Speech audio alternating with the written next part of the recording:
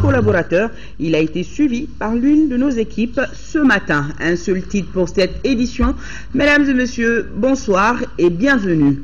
Oui, le Premier ministre Moussa Mara s'est exprimé ce matin devant les élus de la nation. C'était à la faveur de sa déclaration de politique générale. 6 axes la composent, notamment le renforcement des institutions et la sécurisation des personnes et des biens.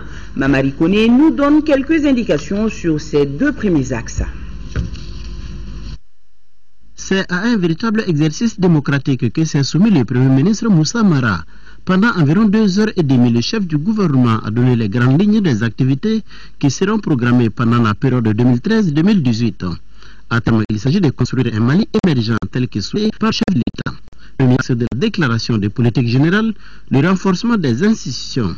Le premier volet sera consacré à la lutte contre la corruption, car selon Moussa Mara, aucune nation ne peut se développer tant que le tissu économique, social voire politique est gangréné par les mots que sont la corruption et l'impunité.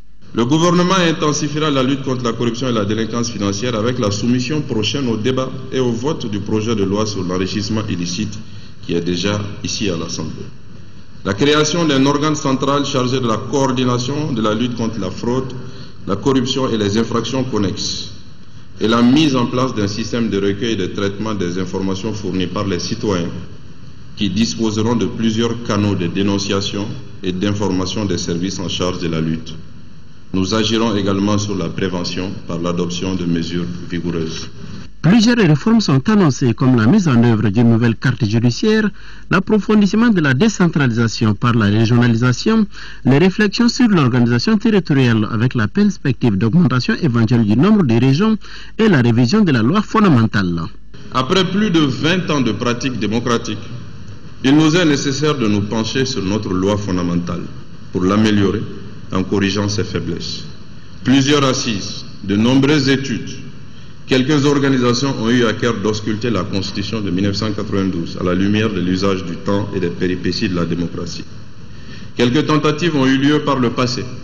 Nous disposons de la matière pour engager un processus devant aboutir à une réforme constitutionnelle permettant d'améliorer de manière significative notre système institutionnel et démocratique. Le gouvernement engagera bientôt le processus devant conduire à cette réforme et l'ensemble des acteurs politiques, la société civile, de l'administration, ainsi que toutes les forces vives seront associées. La révision interviendra suffisamment tôt au cours du mandat du chef de l'État pour ne pas subir les aspérités et autres interprétations liées aux perspectives d'élection. D'importantes réformes du système et du processus électoral sont également prévues. Compte tenu du rôle de la presse dans la promotion de la démocratie, le gouvernement Moussa Mara veut la soutenir et garantir son indépendance. Les actions annoncées sont la création d'une école de journalisme, le souhait de voir s'édifier les grands groupes de presse et la création très récente de la haute autorité de la communication. Les Maliens de la diaspora ne sont pas oubliés dans la déclaration de politique générale. Le gouvernement entend les mettre au centre de ses préoccupations en leur accordant plusieurs facilités comme la création d'un établissement financier par exemple. Dans le domaine de la politique étrangère, le gouvernement s'attellera au rayonnement du Mali sur la scène internationale sous l'autorité et l'impulsion du président de la République. Au sortir d'une crise sécuritaire qui l'a fortement affecté, notre pays a besoin d'un outil de défense et de sécurité à la dimension des menaces auxquelles il fait face. Pour faire face à ces menaces, le pays, dira le Premier ministre, doit d'abord compter sur ses propres forces. Notre priorité est de définir et de mettre en place une politique de défense et de sécurité. C'est en cours. Le projet de document de politique de défense est disponible. Le réforme du secteur de la sécurité, RSS aussi. Les politiques définiront les menaces et les réponses à apporter, aussi bien aux frontières que sur le territoire, en campagne comme en ville.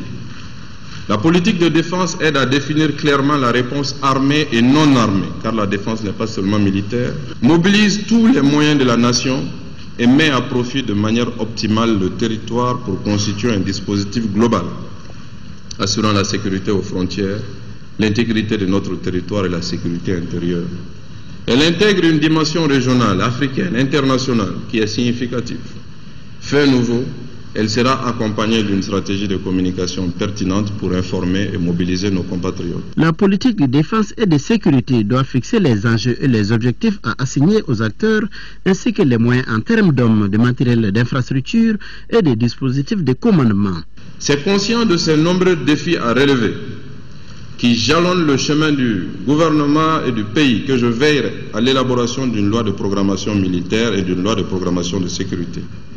L'adoption d'un cadre d'organisation des secours, plan Orsec, l'actualisation du cadre de lutte contre les trafics illicites et le crime organisé, la création d'unités opérationnelles de lutte contre les trafics illicites et la drogue, la création d'une cellule de pilotage de la lutte contre le crime organisé, le renforcement conséquent des moyens de la police, de la gendarmerie et de la garde pour œuvrer à la restauration absolue de la quiétude de nos compatriotes. À ce titre, nous ferons de nos villes des havres de sécurité où la peur change de camp et où les malfrats seront terrorisés. Notre pays entend mettre un accent particulier sur la coopération bilatérale, régionale et multilatérale pour garantir la sécurité sans laquelle aucun développement ne peut être envisagé. La réconciliation et le développement social sont parmi les axes prioritaires de la déclaration de politique générale du Premier ministre. Sur le premier point, les discussions seront organisées très bientôt. Toutefois, le Premier ministre, tout comme le Président de la République, sont formels là-dessus. Pas question de remettre en cause l'intégralité du Mali. Parlant du développement social, le gouvernement se donne pour mission d'améliorer les conditions de vie des travailleurs. La synthèse de ces deux axes, c'est avec Mohamed Diarra. Nombreux sont les sujets évoqués par le Premier ministre Moussa Mara dans sa déclaration de politique générale. Parmi les dossiers évoqués par le chef du gouvernement au cours de cet exercice démocratique, la réconciliation. Et à ce sujet, a souligné Moussa Mara, les irrédentistes et autres séparatistes doivent comprendre que l'intégrité du territoire n'est pas négociable. Les discussions seront organisées au Mali et les groupes armés aussi bien que les médiateurs de la CEDEAO y seront conviés. Cette démarche s'explique par le fait qu'aucune rébellion ne peut être résolue par le crépitement des armes à tir martelé. Nous sommes conscients qu'il ne saurait y avoir de solution militaire au problème de rébellion et que seul un accord politique pourra nous permettre de pacifier le front irrédentiste. Établir une frontière nette entre ceux qui s'inscrivent dans la paix et la réconciliation nationale et les terroristes, narcotrafiquants et adeptes des pratiques néfastes à combattre inlassablement et de manière implacable. Le déploiement de l'administration et la restauration de la souveraineté du pays sur l'ensemble du territoire constitue notre priorité absolue qui n'est en aucune façon liée au dialogue. Sans le retour effectif de l'administration sur l'ensemble du territoire, rien de durable ne peut être construit au nord. Pour ce faire, le gouvernement s'emploiera au retour rapide de l'administration et des services sociaux de base dans la région du Nord. L'État, avec l'appui de ses partenaires, mettra les moyens adéquats pour assurer la sécurité des personnes et de leurs biens. Le Mali est donc disposé à aller vers la conclusion d'un accord de paix inclusif et définitif, en témoigne la récente nomination de l'ancien Premier ministre Modibo Keïta. Le gouvernement mettra à sa disposition des experts pour mener à bien sa mission qui comprennent entre autres le processus de cantonnement, de démobilisation et de réinsertion des combattants identifiés. Toutefois, Moussa Mara précise. Elle gérera chaque étape du processus avec l'accompagnement des partenaires et œuvrera à l'observation de certains principes à rappeler à toutes les parties. Aucun soldat ayant maille à partir avec la justice ne sera intégré dans les forces armées et de sécurité. Aucun déserteur de l'armée et des autres forces ne sera repris en tant que tel. Il aura été radié et devra donc, s'il le souhaite, passer par les étapes normales de recrutement. En revanche, il sera prévu des moyens de réinsertion pour tous les combattants reconnus comme tels à travers des critères objectifs définis d'accord partis et avec l'accompagnement des partenaires du processus. Le processus de cantonnement conduisant jusqu'à la réinsertion est un tout qui sera considéré comme tel et il sera conduit comme un projet se clôturant après que tous les cas aient été traités, documentés et pris en compte. Le gouvernement est à la recherche de financement pour ce processus de cantonnement et entend donner plus de transparence au traitement de la question. La justice et la vérité seront faites sous l'égide du ministre en charge de la réconciliation, appuyé par la commission mise en place à cet effet, ajoute Moussa Mara. S'agissant des 300 000 réfugiés et déplacés, le gouvernement déboursera 110 milliards de francs CFA pour faciliter leur retour dans leurs localités respectives. Le grand oral du chef du gouvernement devant les députés, on retient la promotion du dialogue social avec tous les acteurs socio-économiques. Le but est l'instauration d'un climat apaisé. En clair, il s'agit de mettre tout en œuvre pour améliorer les conditions de vie des travailleurs, toutes catégories confondues. 70 milliards de francs CFA sont prévus pour des mesures d'urgence de relance économique. Le 15 mai prochain, nous alerterons nos partenaires pour que ces sommes puissent soutenir de nombreux opérateurs économiques dans l'attente. Nous allons soutenir le pouvoir d'achat de certaines couches démunies dans les grandes villes et particulièrement à Bamako, en généralisant une expérience conduite en commune 4 du district par le village d'enfants SOS et qui consiste à prendre en charge certaines dépenses sociales de certaines familles pauvres. Écoles, santé, assainissement, soutenir l'exercice d'une activité génératrice de revenus, pisciculture, aviculture, intradomiciliaire, petit commerce, permettant à la famille d'accroître ses revenus et retrait progressif du soutien sur une période de 3 ans. Nous allons investir 10 milliards de francs CFA dans cette activité et en fonction des résultats, accroître la contribution publique pour sortir de la pauvreté 5000 familles condamnées jusque-là.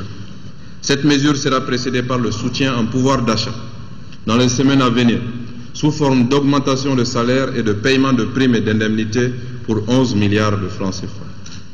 Nous demanderons aux entreprises du secteur privé de faire un effort dans ce sens. Le gouvernement engagera plusieurs autres mesures pour atténuer le coût de la vie, souci majeur des populations.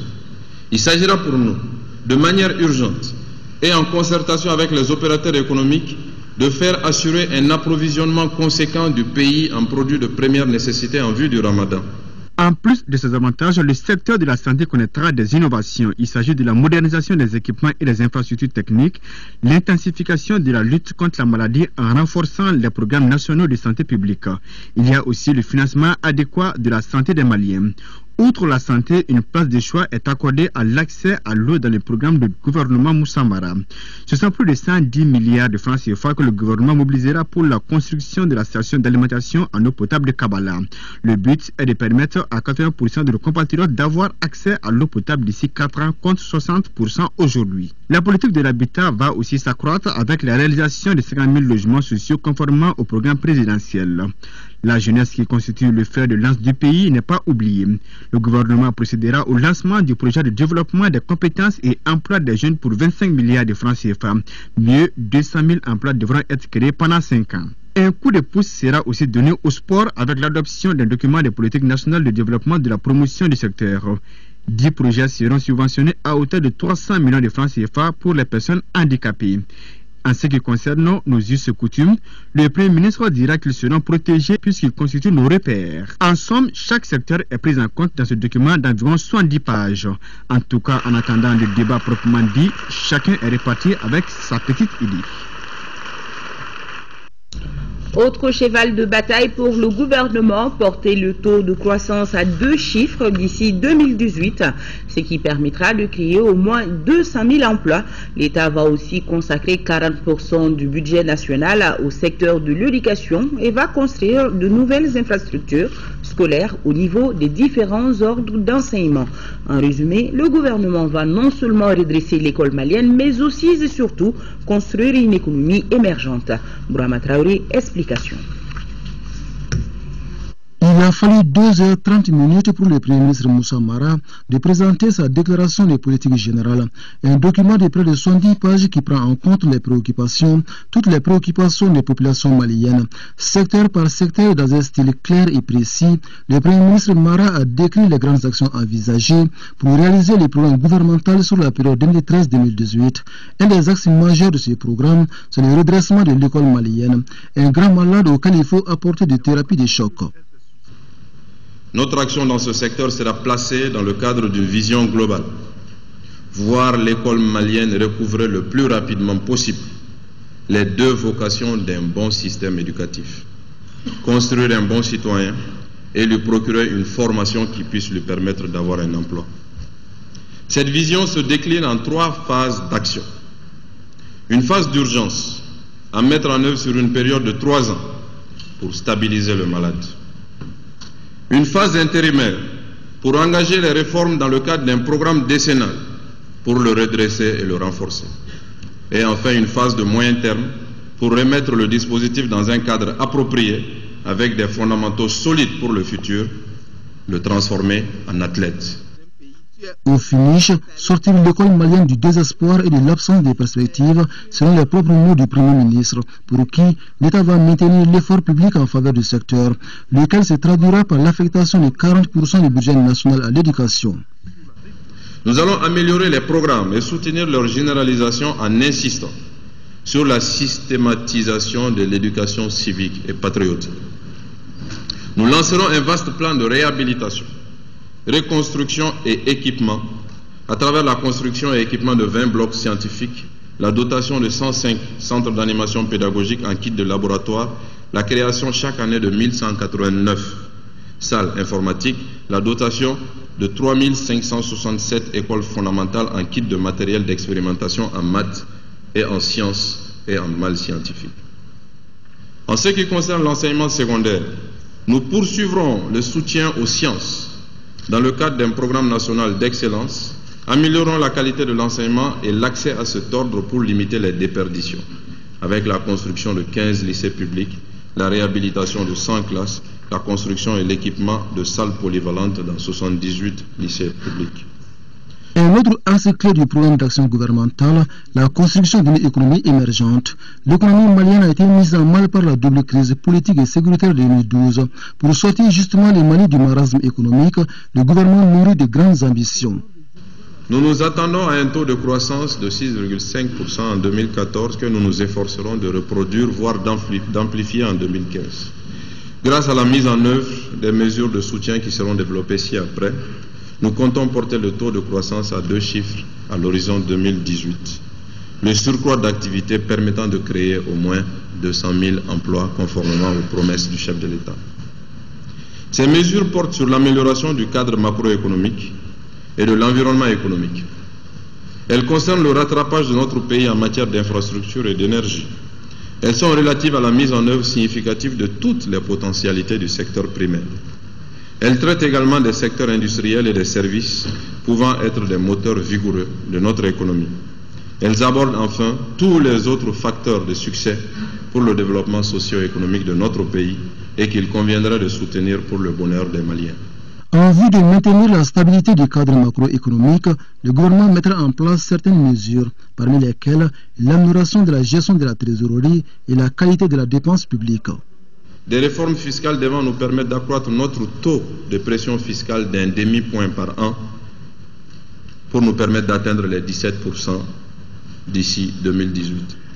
Ce qui dégagera environ 200 milliards de francs CFA qui constituent autant de marge de manœuvre pour pouvoir investir dans l'avenir. La consolidation de la politique d'endettement nous permettant d'obtenir des conditions concessionnelles de nos partenaires, le recours à des financements innovants, le renforcement de la tenue de la comptabilité matière dans les administrations publiques pour plus de transparence et une utilisation optimale des biens publics, le renforcement des moyens humains et matériels des structures d'audit et de contrôle, et la systématisation du contrôle interne dans les administrations pour une saine utilisation des ressources publiques. Dans sa déclaration de politique générale, le Premier ministre n'a occulté aucun aspect de l'économie malienne. Agriculture, élevage, mines, commerce, transport et énergie, j'en oublie volontiers. Sur ce dernier point, le gouvernement travaillera à combler les déficits de production estimés à environ 111 MW en 2013. Au titre de cette année, le gouvernement dotera EDM d'une subvention de 30 milliards portée à 35 milliards auxquels s'ajouteront 15 milliards de la CEDEAO pour lui permettre de réviser et de louer ses groupes, d'acheter de l'énergie électrique et de réaliser des travaux d'urgence pour réhabiliter ses installations. À terme, la mise en œuvre de ces mesures devrait permettre à EDM d'améliorer ses performances et de réduire son coût de revient du kilowattheure. Toutes ces actions auront pour fondement la lutte contre la corruption et la délinquance financière. Le Mali a saigné et a même beaucoup saigné. Le temps est donc venu pour arrêter l'hémorragie. La tenue récente à Bamako les 23 et 24 janvier 2014 du Forum sur la corruption et la délinquance financière marque la détermination du gouvernement à lutter efficacement contre ces fléaux. Au cours des travaux qui ont regroupé tous les acteurs de la lutte contre les 10 fléaux, une décision phare a été prise d'actualiser le plan national d'action 2009-2013 de mise en œuvre des recommandations des États généraux sur la corruption et la délinquance financière pour couvrir la période 2014-2018. Ce sera fait et nous nous engageons à mettre en place toutes les activités prévues depuis 2009. Parmi celles-ci, il y a une politique soutenue de révalorisation salariale dont les effets se feront sentir dès l'année 2014. Parallèlement, nous combattrons fermement et au même titre la petite comme la grande corruption. Il n'y aura pas de différence et les agents de l'administration comme les éventuels corrupteurs sont prévenus. Premier test de grandeur nature reçu par le Premier ministre Moussa Mara, un récit républicain à l'issue duquel est satisfait. Dans 4 jours, précisément le 2 mai prochain, le chef du gouvernement sera à nouveau devant les députés, cette fois-ci pour répondre aux interrogations ou apporter des éclaircissements à certains points de la DPG. À présent, arrêtons-nous sur le gros travail qui se cache derrière cette présentation de la DPG. Ce matin, une de nos équipes de reportage était à la primature pour suivre les derniers préparatifs. Et c'est un chef de gouvernement, vous allez le voir, tout détendu et confiant, qui était au bureau avec ses proches collaborateurs. L'état d'esprit du Premier ministre ce matin, juste avant son discours politique, c'est avec Ibrahima Traoré. Nous sommes à quelques heures du grand oral du Premier ministre. Un jour pas comme les autres pour le chef du gouvernement qui nous ouvre ses bureaux. Une première. Très matinale et détendue dans son boubou bleu ciel et chapeau bleu marine, Moussa Mara est sur place comme tous les jours à 5h30. 2 heures après, il réunit ses proches collaborateurs pour un débriefing habituel. Sur la table, pas de tasse de thé ou de café, plutôt des dossiers brûlants de la nation qui sont passés au peigne fin. Pour cette matinée, ça travaillait essentiellement sur la DPG, déclaration de politique générale du gouvernement. Nous sommes des responsables qui doivent exécuter des tâches au service des Maliens dans le cadre de nos textes. Et je pense que le discours de politique générale participe de ce principe, comme le Conseil des ministres ou comme d'autres activités. Ce sont des activités qui relèvent de notre charge. Nous les assumons à la hauteur de la considération que nous avons pour notre démocratie et nos institutions.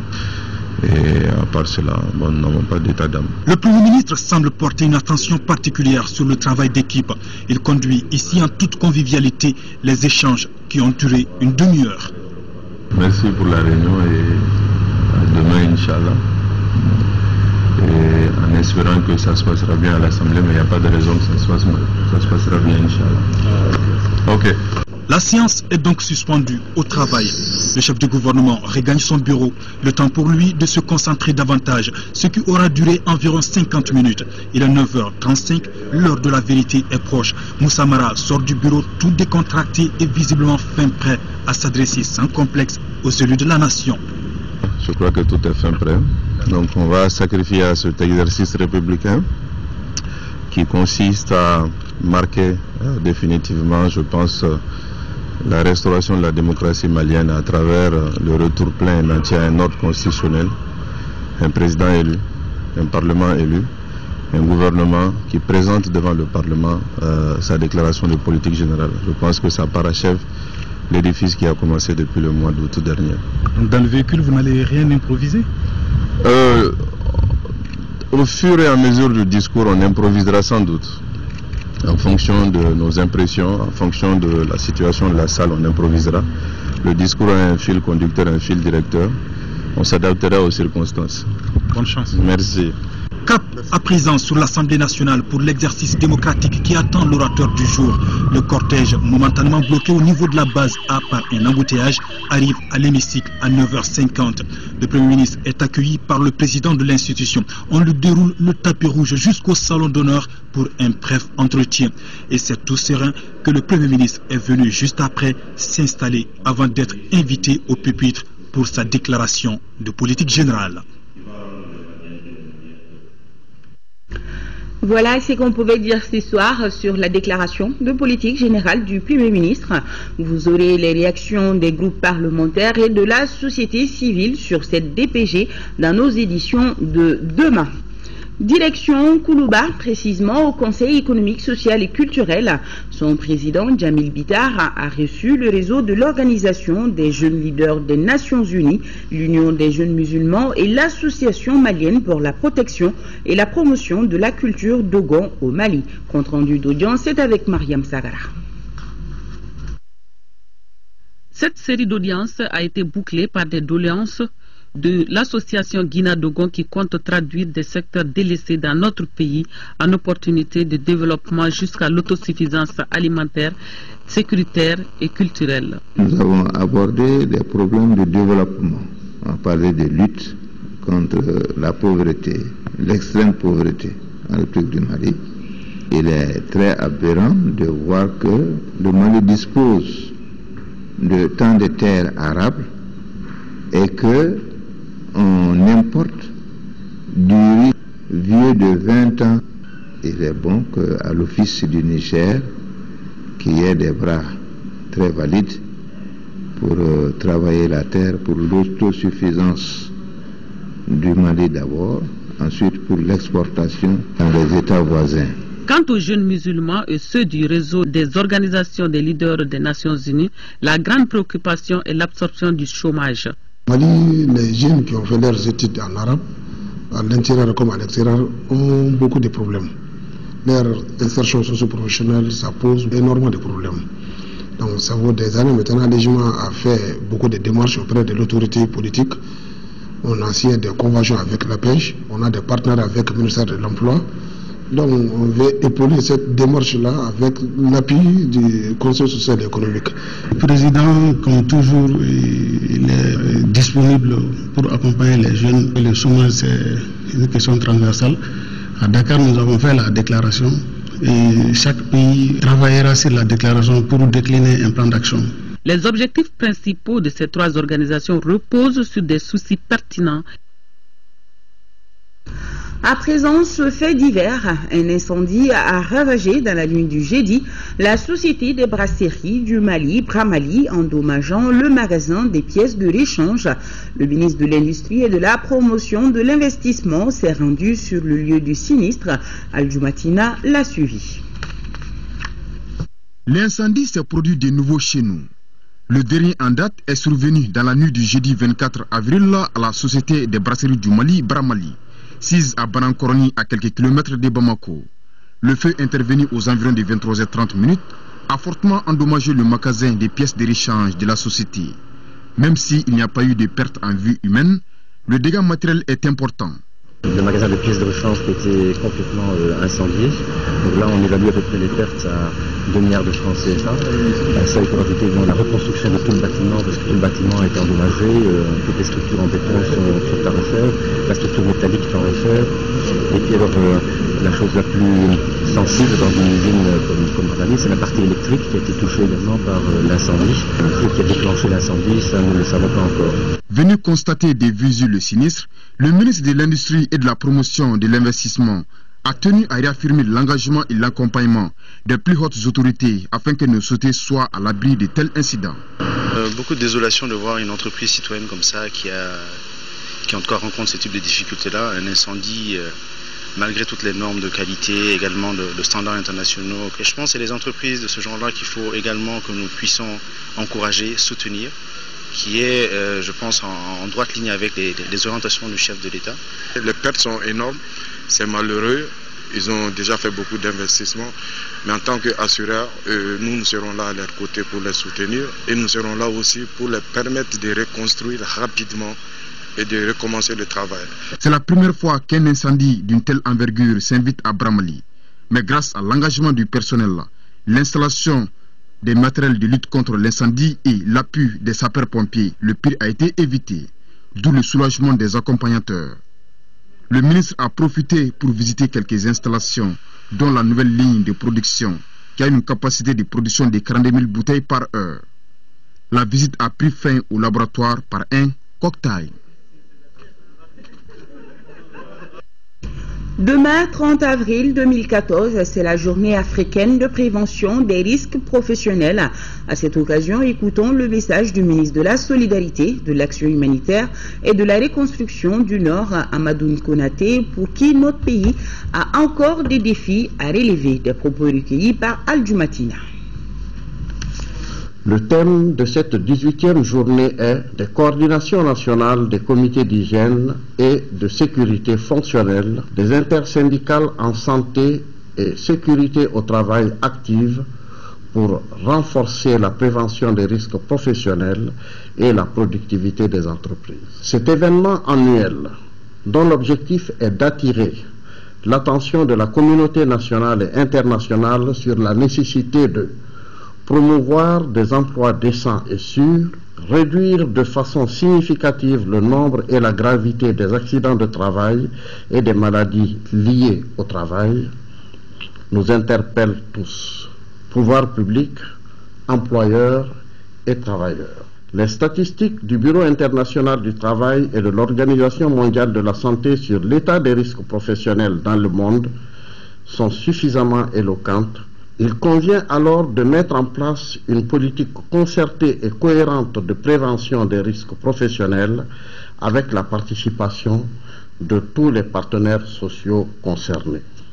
Nous devons tous ensemble, pouvoirs publics, employeurs et travailleurs, mener des actions de sensibilisation sur les risques liés au travail. Nous devons améliorer l'efficacité de nos structures de sécurité au travail et de santé des travailleurs dans le milieu du travail. Et également que le ministre de l'Environnement, de l'Eau et de l'Assainissement, Abdoulaye Idrissa Maïga, a visité la Direction nationale de l'hydraulique, l'AEDD et la DENACPN. L'objectif de cette visite est de voir sur place les conditions de travail et écouter les doléances du personnel. Parlons éducation maintenant. Montée des couleurs au lycée Ba-Aminata Diallo aujourd'hui. Une initiative de l'AEM avec pour objectif de former les jeunes au respect du drapeau et à l'amour de la patrie. C'était en présence de Mamadou Gaoussou Diarra, ministre de la Jeunesse et de la Construction citoyenne. Lamine Keita, reportage. Nous serons tous unis, La montée des couleurs donne lieu à une cérémonie très simple, mais de haute portée civique. Il s'agit pour les citoyens de rendre les honneurs au drapeau aux couleurs nationales. C'est aussi un signe d'engagement du citoyen pour toutes les activités qu'il doit entreprendre dans la journée. Cette montée symbolique des couleurs de ce matin s'inscrit dans le cadre du retour à la citoyenneté dans les établissements scolaires et se traduisant par le respect du drapeau et l'amour de la patrie. Aujourd'hui, nous avons compris que cette montée de couleurs est une tradition chez nous, mais malheureusement qui a été délaissée par tout le monde. Donc c'est une fois de plus une occasion pour nous de faire le rappel, d'inviter l'ensemble des élèves étudiants vers cette montée de couleurs et inviter encore l'autorité à s'impliquer davantage avec nous pour que vraiment cette activité soit une ressource sur l'étendue du territoire malien. Le ministre de la Jeunesse et de la Construction citoyenne a indiqué que cette cérémonie est un rappel pour que chacun dans ses actes quotidiens respecte les trois couleurs nationales du Mali, le vert, le jaune et le rouge. Il s'agit là d'un symbole qui n'est pas l'unique certes, mais un symbole fort. Et je remercie et félicite à la fois l'AEM et le lycée Ba-Aminata pour avoir justement été les initiateurs et le point de départ de ce renouveau citoyen. Et également, nous parvenions à assimiler l'hymne national. Désormais, la même activité sera faite dans tous les ordres d'enseignement du Mali, du fondamental au supérieur, ont assuré les responsables de l'AEM. Les activités de la Semaine nationale de lutte contre le paludisme au Mali se poursuivent. Une journée scientifique vient d'être organisée à cet effet. La rencontre a regroupé les responsables des services techniques, des chercheurs et plusieurs acteurs impliqués dans la lutte contre le paludisme. Lamine Keita. Cette journée scientifique a été une occasion pour les chercheurs de parler largement de la maladie, de ses modes de transmission, des moyens de prévention, la chimioprévention du paludisme saisonnier chez l'enfant et la recherche du vaccin. Le paludisme, c'est une maladie qui est due à la piqûre infestante des moustiques du genre Anopheles, n'est-ce pas? C'est une maladie hydrique, essentiellement, et par l'intermédiaire des parasites, qui sont donc les espèces plasmodiales qu'on trouve au Mali, dont le Plasmodium falciparum, Plasmodium ovale, Plasmodium vivax, Plasmodium malariae. C'est ce qu'on trouve ici au Mali.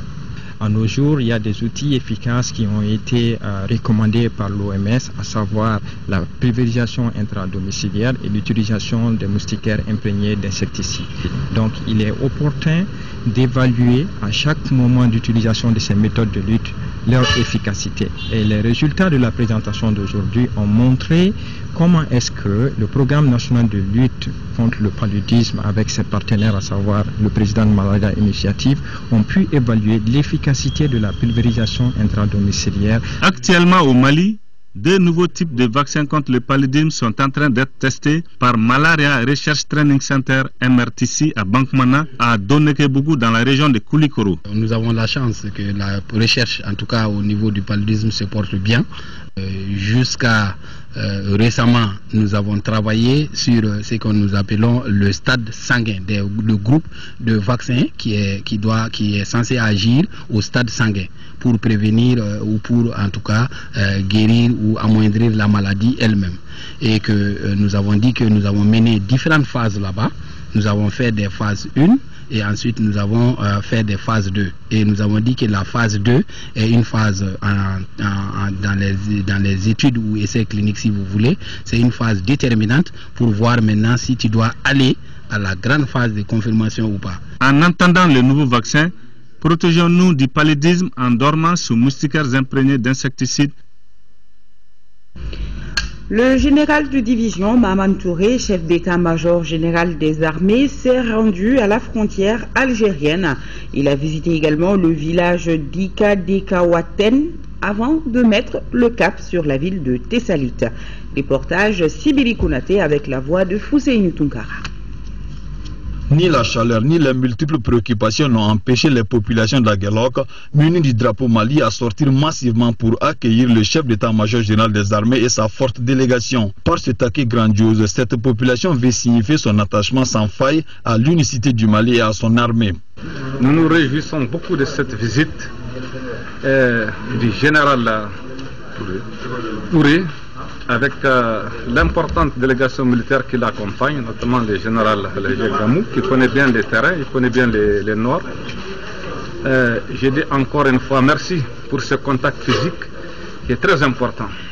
Je dis bien notre village Aguelhok, c'est un village qui a connu le bonheur avec l'armée malienne depuis l'indépendance jusqu'en 2012.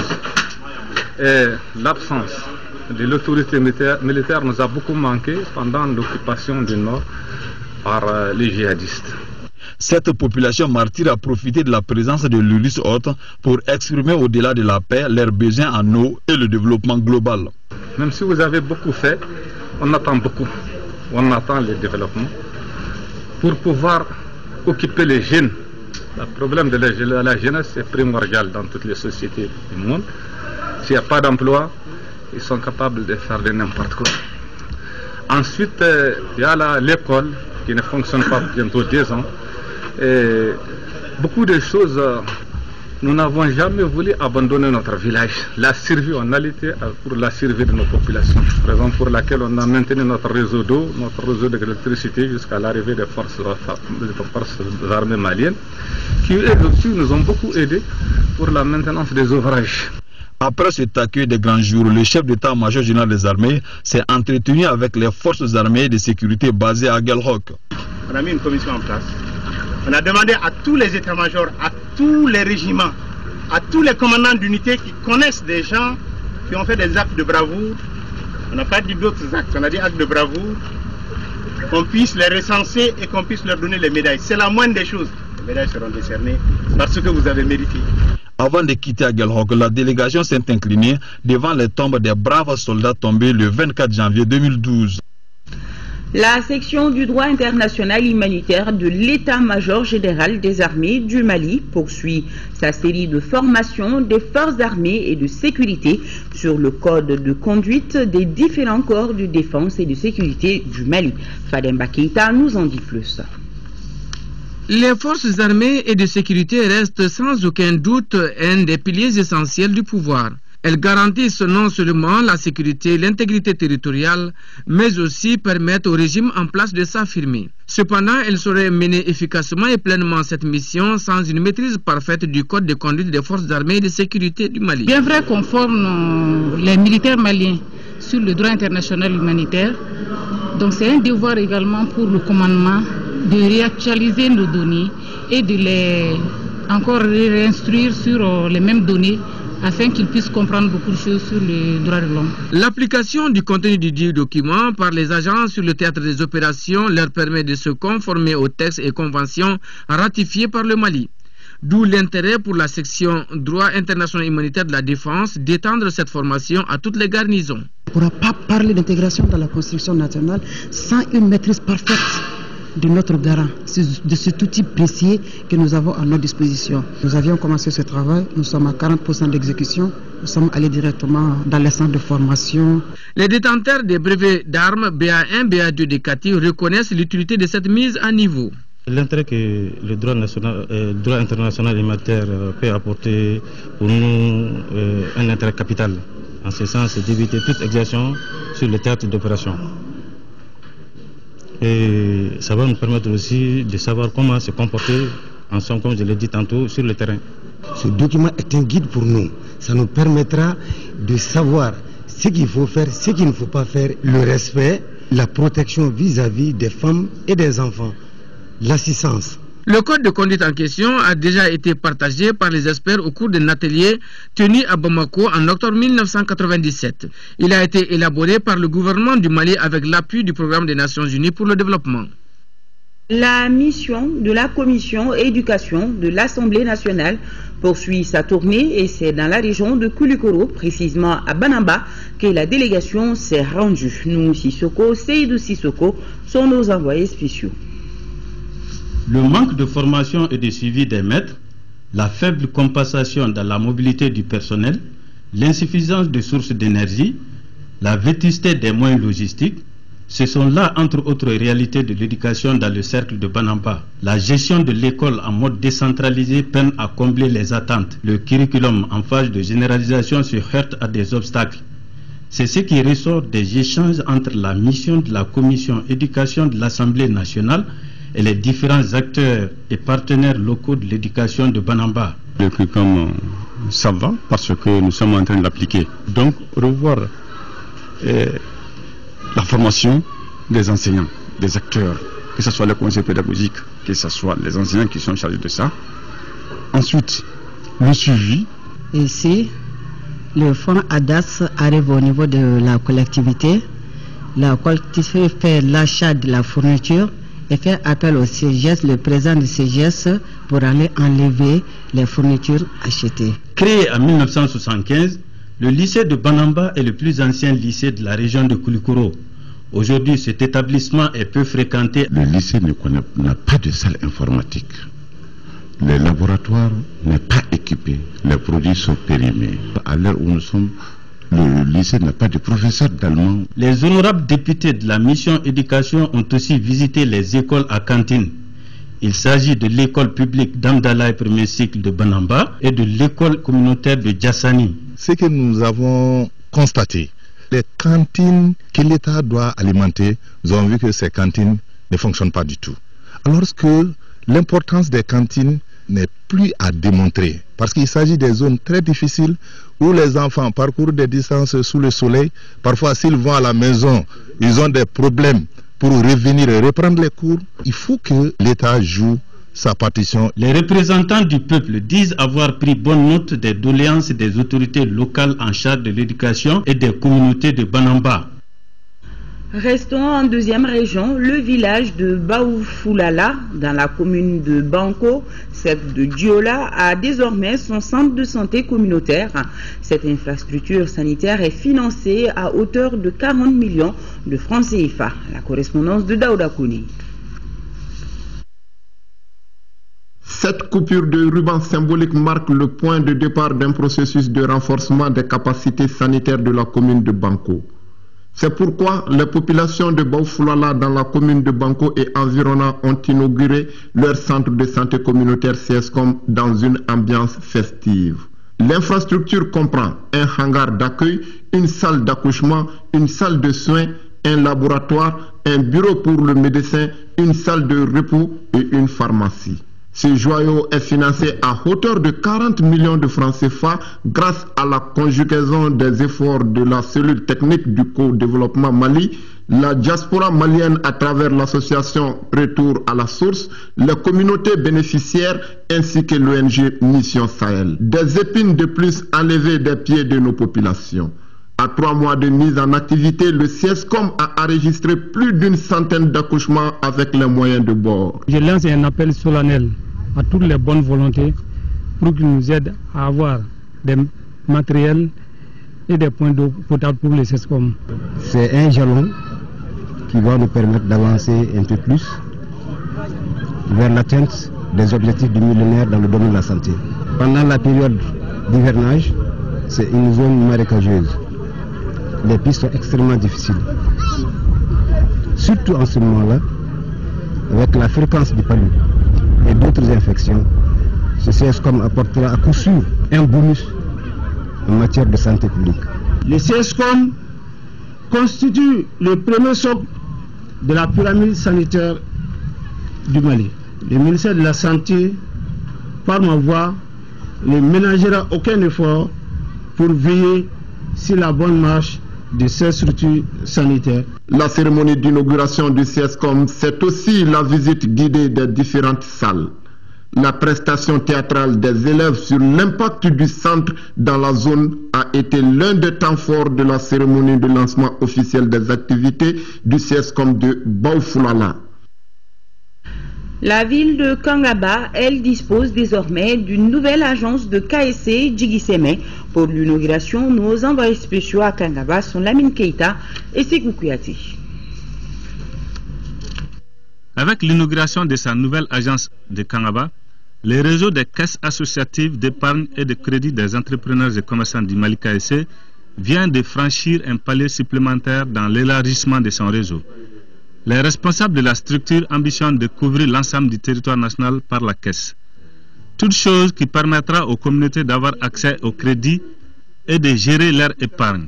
La direction générale exhorte le personnel déployé pour une KSC de Kangaba prospère et pérenne à travailler avec professionnalisme, courage et beaucoup de dons de soi, choses qui ont toujours caractérisé la KSC. Il s'agit pour eux de recruter de nouveaux membres et de leur octroyer des crédits, de gérer leur épargne, de faire une gestion saine de l'ensemble des ressources qui leur seront allouées, d'informer et d'écouter les membres en vue de cerner leurs besoins. C'est une aubaine pour la population de Kangaba, a souligné le sous-préfet.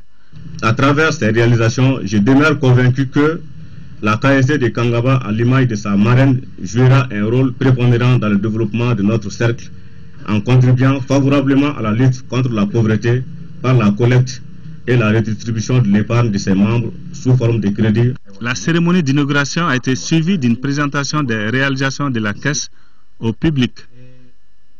En 4e région, concertation sur les litiges fonciers. Depuis ce mardi à 100, il s'agit pour les participants de trouver les stratégies nécessaires pour une gestion durable des litiges fonciers dans les cercles de Blanc, 100 et Tomia. Kambessila nous en parle. Les litiges fonciers agricoles menacent la cohésion sociale. C'est pour anticiper cette problématique majeure qui entrave la bonne marche de la décentralisation que l'ONG Helvetas Suisse Intercoopération et les collectivités de Blas, San et Tomia ont initié le présent cadre d'échange. Il s'agit à travers la rencontre qui regroupe les autorités régionales et locales, les services techniques et autres organisations, d'œuvrer à la mise en place de mécanismes consensuels et pérennes de prévention et de gestion des conflits liés à l'utilisation des ressources naturelles. C'est là conformément aux objectifs de la loi d'orientation agricole. Cette loi d'orientation agricole a été prise depuis 2006 et de 2006 à aujourd'hui, un certain nombre de textes d'application ont été produits, aussi bien au niveau législatif que réglementaire, et il se trouve que ces textes d'application ne sont pas suffisamment connus par les acteurs sur le terrain. Pour le gouverneur de Ségou, la rencontre vient à point nommé quand on sait que malgré les textes en vigueur en matière de gestion foncière, De nos jours, les litiges liés à la question demeurent un frein à l'essor du développement local, dont le socle et les petits exploitants agricoles. Aussi, voudrais-je exhorter davantage tous les acteurs ici présents pour leur quête constante de l'amélioration des conditions de vie des populations à travers le développement économique, social et culturel. Cette rencontre qui va poser les bases pour une gestion apaisée du foncier dans les 3 cercles a été vivement saluée par les responsables des collectivités qui ont réitéré leur engagement à soutenir l'initiative. Partons dans la commune de Alafia, dans le cercle de Tombouctou. La pêche dans la région a connu une perturbation lors de l'occupation et pour le redémarrage des activités, les pêcheurs venus de Koulikoro, Gao, Ségou et autres localités ont pris d'assaut le fleuve Niger, nous précise Yéa Tandina. Ils étaient des centaines de pirogues à prendre d'assaut le fleuve Niger. Pour cause, la levée de mise en défense des zones de pêche dans la commune Alafia, cercle de Tombouctou. Une pratique ancestrale jalousement conservée par les populations et qui a été interrompue par les groupes armés. Avec la crise, effectivement, ces 2 années, cette activité n'a pas pu être menée. Et vraiment, Dieu merci pour cette année que ce sont les pêcheurs même qui sont venus en nous pour qu'on puisse organiser cette activité. Aujourd'hui, c'est un sentiment de fierté qui m'anime. Vu le monde autour de cette activité, je suis vraiment très ravi. Pourquoi? Parce que nous avons rencontré des pêcheurs qui sont venus de Kolongo, des pêcheurs qui sont venus de la région de Koulikoro, de la région de Mopti, de la région de Ségou, en plus de la région de Tombouctou et la région de Gao. En 6e région, la pêcherie traditionnelle, communément appelée quarantaine, offre l'opportunité aux pêcheurs des autres localités de se retrouver. Cette activité qui regroupe différents acteurs autour des zones de pêche a une importance capitale, d'où notre grande implication dans l'organisation de cette activité. En plus des revenus que des pêcheurs, commerçants, transporteurs et autres peuvent tirer de cette activité, c'est aussi un facteur de rapprochement et de cohésion sociale entre les communautés du Sud et du Nord. Transporteurs, commerçants, pêcheurs et consommateurs se retrouvent autour d'un seul idéal, la paix retrouvée à Tombouctou et une économie relancée. Un mot de culture et pour commencer cette sortie de livres dans les librairies, il s'agit du recueil des articles de presse sur l'Afrique francophone, la crise au Mali et la France au regard de l'Afrique subsaharienne de Tchekoro Diakité, édition 2014. Le livre est de 122 pages et l'auteur porte un regard sur la crise au Mali et fait des propositions de sortie des crises économiques. À noter que Tchekoro Diakité est un ancien ministre et lauréat du prix international Award 2008. À Sikasso, concert dédicace de Bakoro Sidibé, une jeune artiste de la région qui vient de mettre sur le marché son premier album. C'était dans la salle Lamissa Bengali en présence de Sekou Konaté. Reportage. Pour ce premier grand rendez-vous avec l'artiste et chanteuse originaire de la 3e région, Bakoro Sidibé, première lauréate du concours Chante Mali Chante, le public de Sikasso a répondu à l'appel pour le concert dédicace du premier album Kononi. 3 heures d'horloge de vibration musicale dans la salle Lamissa Bengali, l'album a été distillé. 10 titres, des sonorités variées, du Ganadougou au Mandé en passant par le rythme Bamana. Cet album, je le fais en sorte que tous les Maliens, tous mes frères et sœurs puissent vraiment avoir quelque chose là-dedans comme conseil. Pour accompagner la jeune artiste, une belle brochette d'artistes venus de Bamako et de Sikasso. Mia Diarra, Jansa Koulibaly, les comédiens Zantigui Junior et Badiene, les rappeurs Petit Mental, Harley et Mega Family, mais aussi cet autre lauréat du concours Chante Mali Chante, Mamadou Kassemadi Diabaté. Sidibé, qui fait aujourd'hui l'honneur de toute la région. Et je voudrais profiter de l'occasion pour aussi remercier l'ensemble des artistes qui l'ont accompagné dans cette salle. Vraiment, nous sommes très ravis et nous avons espoir qu'elle va vraiment avancer. Et vraiment, je suis très honorée au niveau de la région de Sikasso d'avoir un artiste comme ça qui est à la hauteur des souhaits. L'album Kononi est disponible sur le marché et l'artiste pense déjà à son 2e album. Voilà, bon vent à Bakoro Sidibé. Voilà, c'est la fin de ce 20h. Tout de suite, la météo avec Abibatou Diakité aux environs de 21h30. C'est le JT des formations avec Rachel Tessougué. Moi, je serai là demain pour les éditions du soir. Et Khadija Toukone vous présentera celle du matin. D'ici là, passez d'excellents moments de télévision en notre compagnie. Et grand merci à nos téléspectateurs de Badjangara. Bon.